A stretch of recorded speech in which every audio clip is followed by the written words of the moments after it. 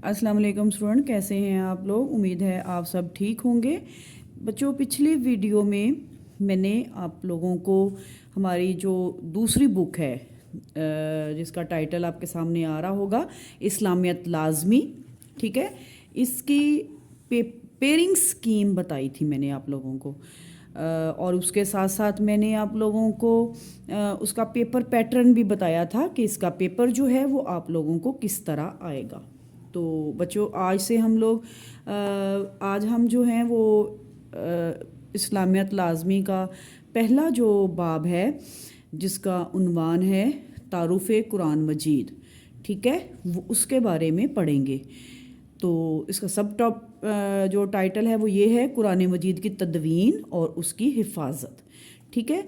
Start करते हैं। लफ्ज़ कुरान किरात से बना है जिसके मायनी पढ़ने के हैं। चूँकि कुरान मजीद एक ऐसी वाहिद किताब है जो दुनिया में सबसे ज़्यादा पढ़ी जाती है, इसलिए इसे कुरान कहा जाता है। कुरान मजीद अल्लाह ताला की आखिरी किताब है जो इसने अपने आखिरी नबी हज़रत मोहम्मद रसूलुल्लाह ख़ातमुन नबीयीन सल्लल्लाहु अलैहि वसल्लम पर नाजिल फरमाई। बच्चों, आप लोगों को पता ही है कि अल्लाह ताला ने 4 आसमानी किताबें नाजिल फरमाई हैं और सबसे आखिरी किताब जो है वो कुरान मजीद है, और जो आपने अपने आखिरी नबी हज़रत मोहम्मद सल्लल्लाहु अलैहि वसल्लम पर हज़रत जिब्राईल अलैहिस्सलाम के ज़रिए नाजिल फरमाई। कुरान मजीद को अल्लाह ताला ने तकरीबन 23 साल के अरसे में आहिस्ता आहिस्ता हालात वाक़यात और ज़रूरत के मुताबिक नाजिल फरमाया। मतलब ये कि ऐसा नहीं हुआ कि कुरान मजीद एक ही वक्त में नाजिल हो गया या एक ही वक्त में सारी सूरतें नाजिल होगी, ऐसा नहीं है बच्चों, बल्कि हालात, मतलब जिस तरह के हालात होते, जिस तरह के वाक़या हो रहा होता, उस तरह की सूरत की आयत, ठीक है, वो नाजिल होती थी। ये किताब क़यामत तक आने वाले इंसानों के लिए रश्दो हदायत और रहनुमाई का ज़रिया है, ठीक है। हमने कोई भी ज़िंदगी का देखना हो, ज़िंदगी के बारे में कि क्या हुक्म है, किस तरह गुजारनी चाहिए, कि हर तरह का जो हुक्म है वो कुरान मजीद में मौजूद है। ये कुरान मजीद का मोजज़ा है कि इसे पढ़ने वाला उकताहट का शिकार नहीं होता, बल्कि इसे हर लम्हा नई लज्जत और सुरूर हासिल होता है। इसका अगला टॉपिक जो है, अगला पॉइंट जो है इस चैप्टर का, वो है महफूज तरीन किताब, मतलब किस तरह ये महफूज की गई। और ठीक है, कुरान मजीद की हकानियत की ये दलील है, मतलब हकीकत जो है वो ये दलील है कि बच्चों इसका एक एक हर्फ जो है वो 14 सदियाँ गुज़रने के बावजूद भी महफूज है। कुरान मजीद के अल्फाज की तरह इसमें बयान की गई मालूमात भी कुरान मजीद के इजाज़ की दलील है। कुरान मजीद दुनिया की वो वाहिद किताब है जो आज तक इस तरह महफूज है जिस तरह नाजिल हुई थी। कुरान मजीद क़यामत तक आने वाले इंसानों के लिए हदायत और रहनुमाई का ज़रिया है। चुनाचे अल्लाह ताला ने इसकी हिफाजत का ज़िम्मा लेते हुए फरमाया, तर्जुमा है, बेशक हम ही इस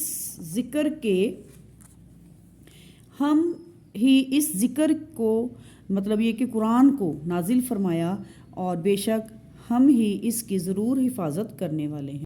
अगला जो इसका पॉइंट है, कुरान मजीद की आलमगीरियत। आलमगीरियत मतलब पूरी दुनिया में। कुरान मजीद अल्लाह ताला की आखिरी और आलमगीर किताब है, मतलब ये पूरी दुनिया में पढ़ी जाती है। जिस तरह नबी करीम ख़ातमुन नबीयीन सल्लल्लाहु अलैहि वसल्लम अल्लाह ताला के आखिरी नबी हैं और आपकी रिसालत तमाम जहानों के लिए है, इसी तरह आप ख़ातमुन नबीयीन सल्लल्लाहु अलैहि वसल्लम पर नाजिल होने वाली किताब भी तमाम बनी नौ इंसान के लिए रश्दो हदायत का सरचश्मा है। कुरान मजीद किसी कौम, ख़ास कौम या वक्त के लिए नहीं, बल्कि क़यामत तक के तमाम इंसानों के लिए रहनुमाई का ज़रिया है, ठीक है। मतलब ये नहीं कि ये किसी ख़ास कौम के लिए या किसी ख़ास वक्त के लिए नाजिल हुई थी, बल्कि ये क़यामत तक के लिए जितने भी इंसान आएंगे, ठीक है, या गुज़र चुके हैं, उन सब के लिए क्या था, रहनुमाई थी। अगला पॉइंट है अहद रिसालत में जमा तदवीन कुरान मजीद। मतलब ये कि आप सल्लल्लाहु अलैहि वसल्लम की ज़िंदगी में ही किस तरह कुरान मजीद को जमा لیا گیا تھا۔ نبی کریم صلی اللہ علیہ وسلم کی حیات طیبہ میں ہی اکثر صحابہ کرام کو قرآن مجید زبانی یاد تھا۔ نبی کریم خاتم النبیین صلی اللہ علیہ وآلہ وسلم قرآن مجید کے نزول کے فوراً بعد قرآنی آیات لکھوانے کا خصوصی اہتمام فرماتے تھے۔ نبی کریم صلی اللہ علیہ وآلہ وسلم خاتم النبیین کی حیات طیبہ مطلب پاک زندگی ہی میں مکمل قرآن مجید لکھا جا چکا تھا۔ عہد رسالت ہی میں قرآن مجید عموماً پتھروں کی سلوں، چمڑے، کھجور کی چھال اور اونٹ کے شانے کی ایسی ہڈیوں پر لکھا جاتا تھا جو خاص اسی مقصد کے لیے تیار کی جاتی تھی۔ یوں قرآن مجید عہد نبوی ہی میں مکمل حفظ ہونے کے ساتھ ساتھ مختلف جگہوں پر بھی لکھا ہوا موجود تھا۔ اگلا پوائنٹ کر لیتے ہیں، عہد صحابہ رضی اللہ تعالیٰ عنہ میں جمع و تدوین قرآن مجید۔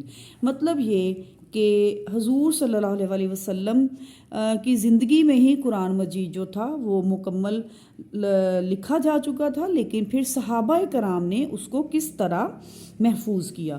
نبی کریم صلی اللہ علیہ وآلہ وسلم کی زندگی میں اگرچہ قرآن مجید مکمل کتابی شکل میں موجود تھا، تاہم حکومتی سرپرستی میں قرآن مجید کی نشر و اشاعت کا آغاز نہیں ہوا تھا۔ مطلب یہ کہ اس کو نشر نہیں کیا گیا تھا، کتاب کی شکل میں تو موجود تھا لیکن لوگوں تک نہیں ابھی تک پہنچا تھا۔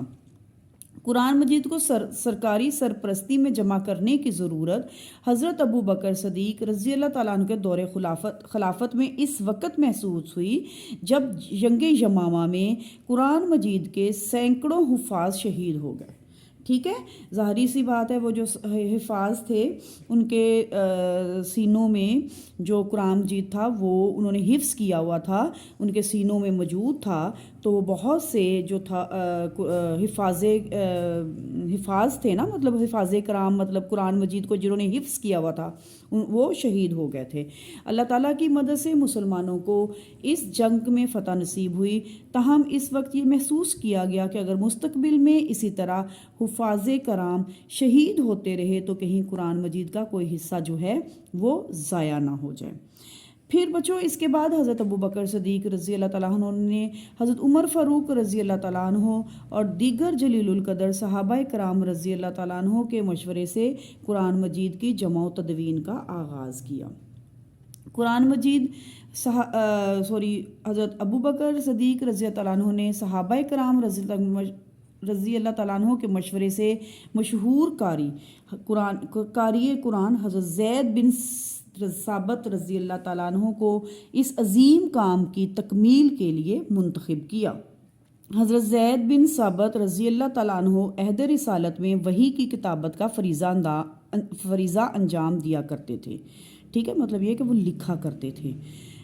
حضرت زید بن ثابت رضی اللہ تعالیٰ عنہ کی سربراہی میں ہی قائم کمیٹی نے مسلسل اور انتہائی محنت سے قرآن مجید کو ایک مصحف کی صورت میں جمع کیا۔ قرآن مجید کا یہ نسخہ حضرت ابو بکر صدیق رضی اللہ تعالیٰ عنہ کے پاس موجود رہا، جو آپ رضی اللہ تعالیٰ عنہ کی وفات کے بعد حضرت عمر فاروق رضی اللہ تعالیٰ عنہ کو منتقل ہوا، اور حضرت عمر فاروق رضی اللہ تعالیٰ عنہ کی شہادت کے بعد ام المومنین حضرت حفصہ رضی اللہ تعالیٰ عنہ کی تحویل میں آ گیا، مطلب یہ کہ ان کو سونپ دیا گیا۔ حضرت عثمان رضی اللہ تعالیٰ عنہ کے عہد خلافت میں جب مختلف قراتوں اور لہجوں میں قرآن مجید کی تلاوت پر اختلاف ہوا، مطلب یہ کہ کچھ لوگ ڈیفرنٹ سٹائل سے پڑھنے لگ پڑے، کچھ اور طریقے سے پڑھنے لگ پڑے، تو پھر کیا ہوا؟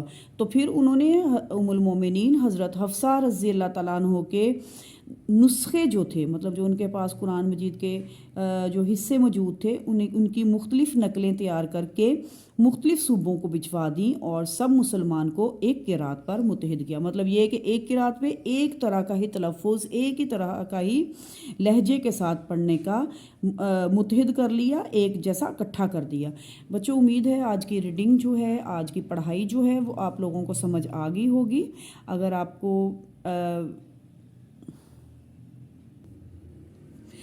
کو ویڈیو پسند آئے تو اس کو لائک کیجئے گا، شیئر کیجئے گا، سبسکرائب کیجئے گا۔ اگلی ویڈیو تک کے لیے اللہ حافظ۔